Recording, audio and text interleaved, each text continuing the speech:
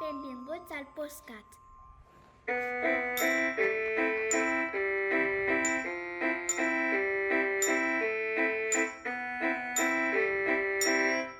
Quina educació volem?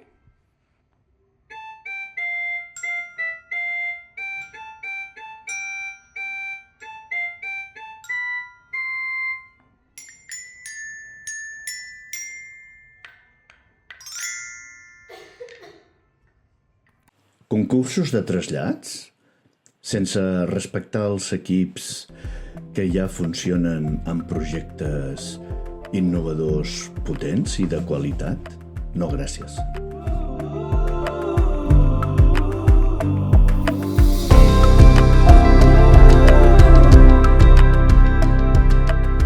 A partir dels resultats PISA i altres proves externes, el govern de la Generalitat ha posat fil a l'agulla cercant el coneixement de la OCDE per revertir aquests resultats.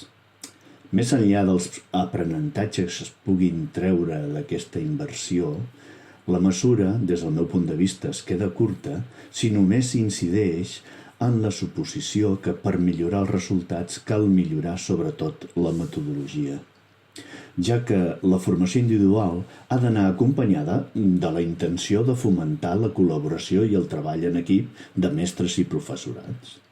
Ara, la Conselleria ha fet públic que hi haurà concurs de trasllats cada any durant uns quants cursos. Amb tota humilitat, penso que la cosa és més complexa. Imaginem una empresa puntera i estable que a poc se li ha generat una mobilitat de la plantilla en torn al 45%. Aquesta empresa, que està exposada a un alt grau de competència, detecta que la mobilitat es deu a una desafecció en bona part atribuïble a que hi ha treballadors que volen estar més a prop de casa.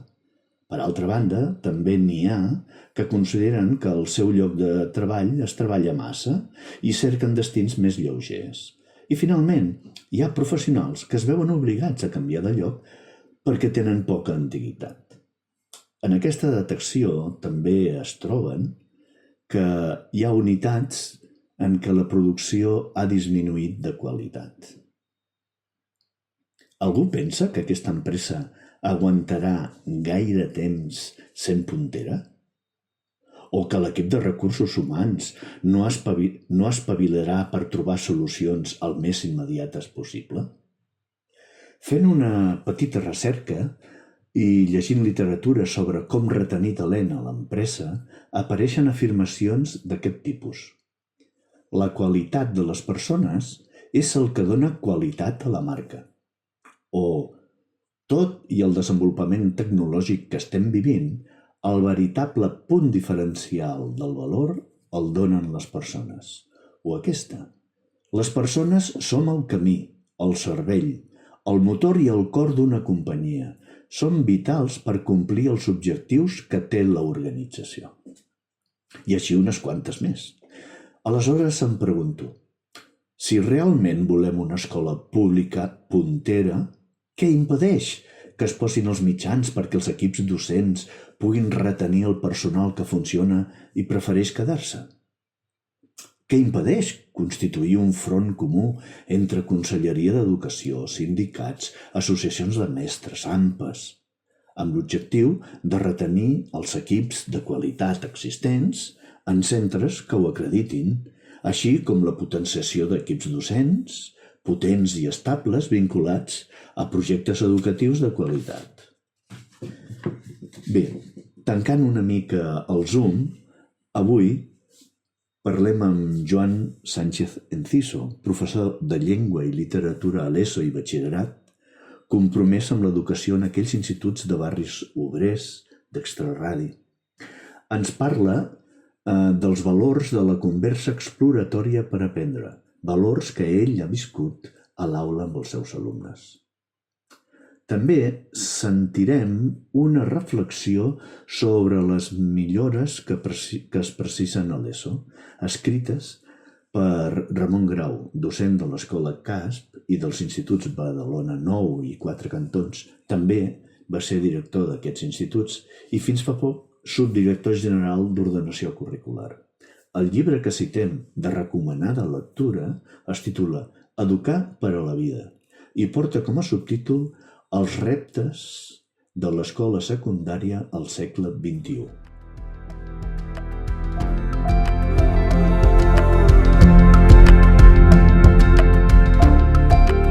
Lua i Joan, alumnes de segon d'ESO. Què penseu vosaltres d'això de conversar per aprendre i si a ESO ho practiqueu també? Jo, la veritat, trobo que està molt bé i a mi, per exemple, fer les rotllanes m'encantava. Fer les rotllanes per quan començàvem un projecte o el que fos, la veritat a mi m'agradava molt perquè era una manera d'aprendre entre tots. O sigui, tots anàvem aportant idees diferents i al final acabàvem construint una cosa que no estava tan allunyada de la realitat, quan encara no sabíem res del tema, però entre tots aconseguíem saber una miqueta com anava. I després, amb la segona pregunta de si a l'ESO ho fèiem, a veure, no molt, però sí que aprenem una mica a conversar, depèn de l'assignatura, però no gaire. Sí que és veritat el que diu la Lua, que quan començaves un projecte, que es feien la rotllana, la conversa al principi, per exemple, hi havia gent que potser no tenia gaire idea, però alguna en sabia molt i ens complementàvem entre companys i llavors acabaves traient la idea principal dels profes que volien fer aquell projecte. I a l'ESO, alguna assignatura com per exemple social, sí que hem fet així com una conversa, de fer una pluja d'idees i després parlar de les idees que han sortit, però és molt minoritari el que fèiem aquí comparat amb l'ESO.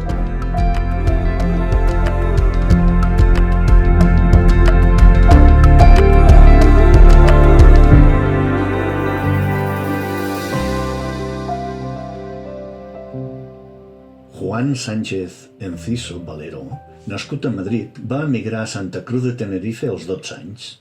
Acabats els estudis de filologia romànica, volia investigar i donar classes a la Universitat de la Laguna.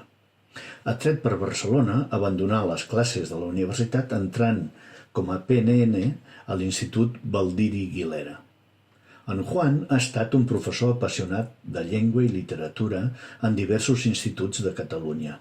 Sempre va treballar en instituts on l'alumnat fos de classe obrera, dedicant-se 36 anys a l'ensenyament i la renovació pedagògica compromès amb l'educació pública. Ha estat conferenciant, formador docent i escriptor de llibres i articles, tant educatius com novel·les i contes. La seva trajectòria es basa en la idea que l'educació és clau per la transformació social. A les seves classes sempre ha defensat i portat a la pràctica el diàleg amb l'alumnat i entre els alumnes com una forma de construir coneixement i alhora educar esperit de ciutadania. Coherent amb la seva lluita contra la desigualtat social, va ser impulsor de l'Institut Badalona Nou, centre que avui es catalogaria com d'alta complexitat.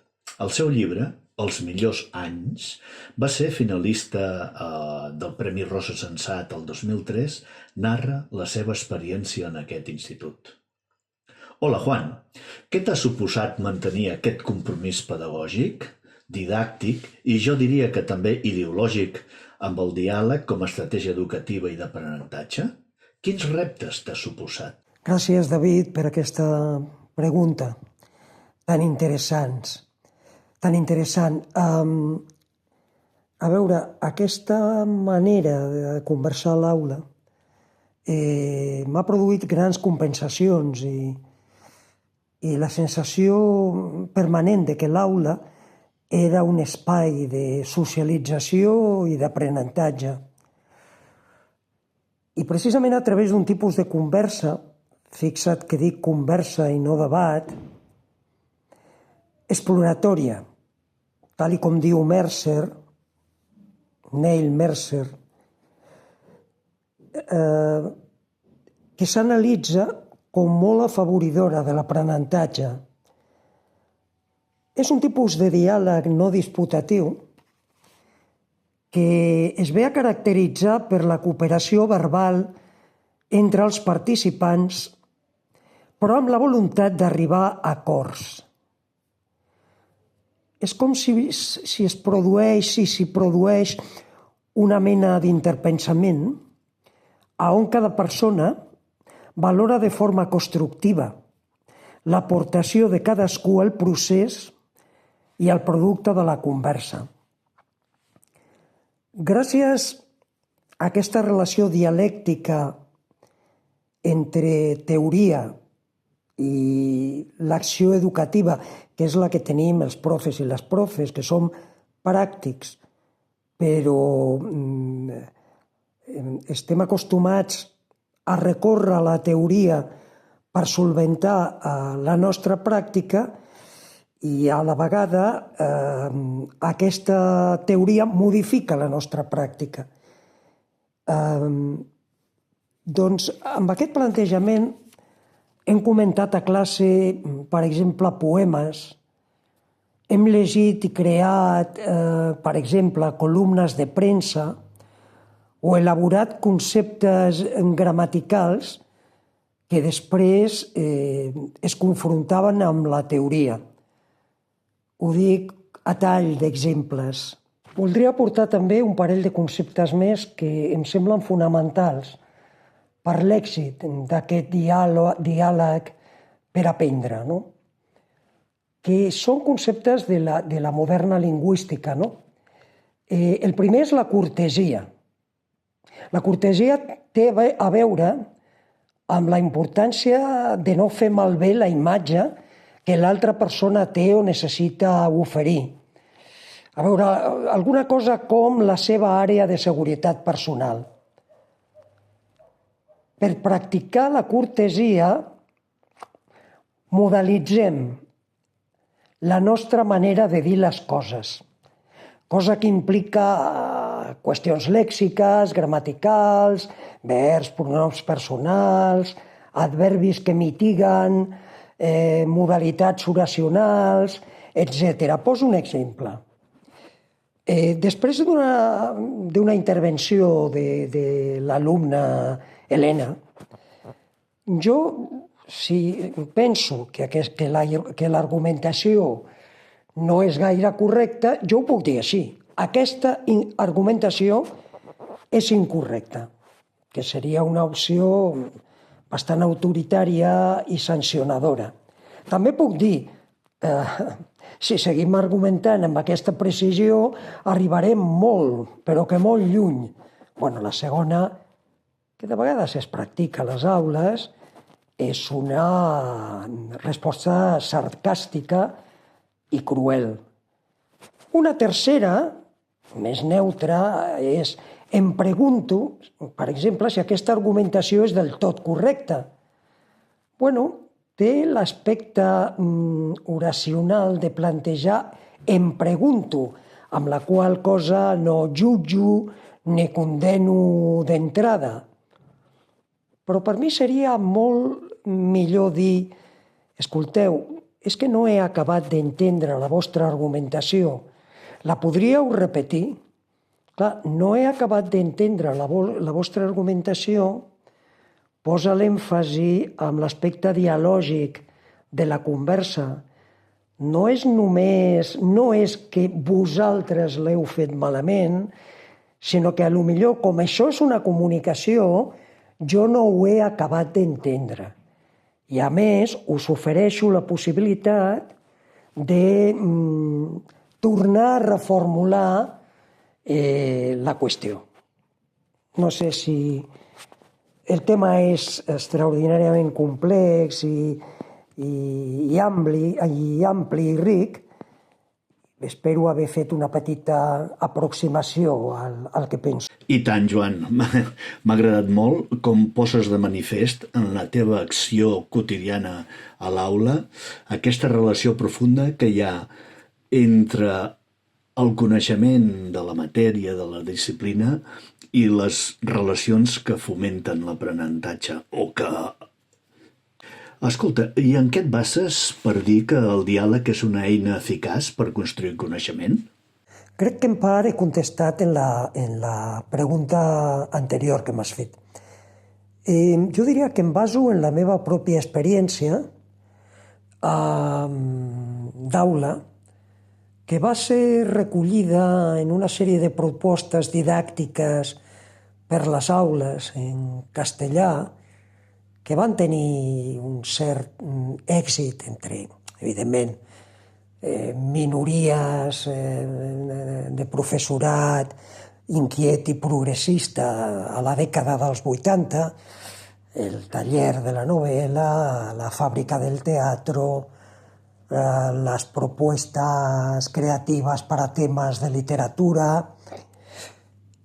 I tot això progressivament contrastat per l'estudi de psicòlegs d'enorme importància en la psicologia de l'aprenentatge, com ara Vygotsky, que diu que el desenvolupament de la persona s'explica a través de la interacció social, pedagogs de la nova escola del segle XX, com ara Freinet, que lliga l'aprenentatge a la cooperació solidària entre l'alumnat, Freire i les seves pràctiques d'alfabetització, Dewey, Kilpatrick i la seva idea sobre projectes de treball a l'aula basats en la interacció i tot el que ha vingut després. Ostres, Joan, escoltant-te, repassava la meva història de mestre. Bueno, mira, la darrera pregunta. Si a dialogar s'aprèn, quan i com s'ensenya? Doncs s'ensenya exercitant-lo a l'aula, convertint-lo gairebé en la manera habitual de treballar.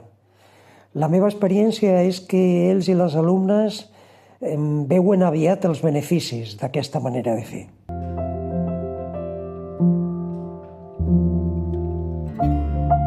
Reflexionem.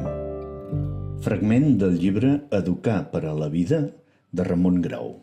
A secundària, la majoria de centres no han incorporat massivament el que es podria desprendre dels impulsos renovadors que mostra un sector de professorat. Iniciatives no gaire allunyades en el temps ens demostren que no són tants els centres que ja han consolidat noves pràctiques o que han fet efectius canvis derivats de l'aplicació de principis que els porten a treballar de forma diferent a com ho feien habitualment. A les classes, recordem que intentem caracteritzar la moda i domina la instrucció directa amb una presència ben assentada dels llibres de text. I no faig cap judici de valor en relació amb totes dues coses. L'acció educativa, acompanyada d'un seguit de feines complementàries, els exercicis amb un caràcter més o menys significatiu al qual l'alumnat dona un valor molt variable. També els deures, amb algunes tasques que són continuïtat de la feina feta a l'aula que ha quedat incompleta.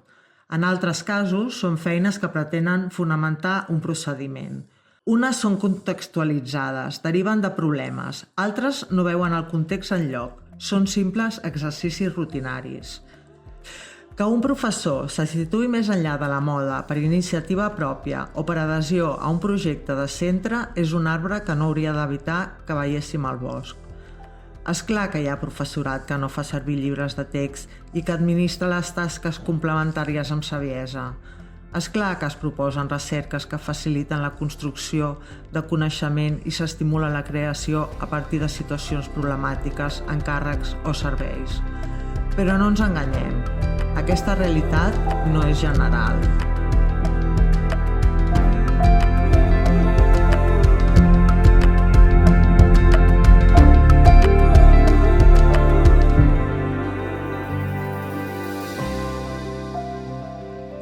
Hem arribat al final d'aquest capítol.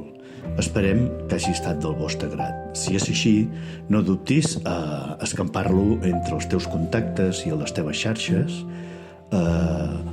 Posa un m'agrada, si és possible, i fes-nos algun comentari que ens ajudin a millorar. De fet, avui veuràs que aquest capítol és més curt i correspon a comentaris que hem rebut de part vostra. Dir-vos que aquest capítol ha estat possible gràcies a la Lua i en Jan, alumnes de segon d'ESO que van estudiar la primària al Samuntada. També gràcies als alumnes de 5è i de cicle mitjà de l'Escola Samuntada, que ens han aportat una part de les sintonies.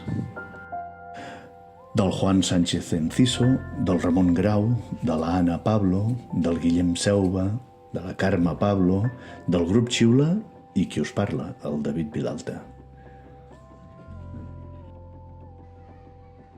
Gràcies a tots i totes i fins la propera!